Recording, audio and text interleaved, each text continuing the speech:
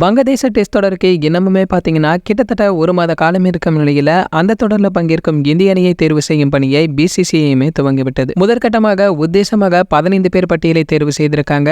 மேலும் 11 அணியில் யார் யாரை விளையாட வைக்க வேண்டும் என்பது குறித்தும் ஓரளவிற்கு தீர்மானித்து விட்டதாகவும் கூறப்படுகிறது. அதாவது வங்கதேச டெஸ்ட் தொடரில் பார்த்தீங்கன்னா ஓபனர்களாக ஜெய்ஸ்வால், ரோஹித் சர்மா ஆகியோர் களமிறங்க வாய்ப்பு இருக்கா. உலக டெஸ்ட் சாம்பியன்ஷிப் முடியும் வரை இதில் மாற்றம் இருக்காது எனவும் கூறப்படுகின்றது. அதே போல புஜாரா அவர்களின் 3வது இடத்தில் இனி ரெகுலராக ஷிப்மன் கில் தான் ஆடுவார் என கூறப்பட்டு அடுத்த புஜாரா என கூறப்பட்ட சர்ஃப்ராஸ் கானுக்கு 11 அணியில் இடம் கிடைக்க வாய்ப்பில்லைங்க.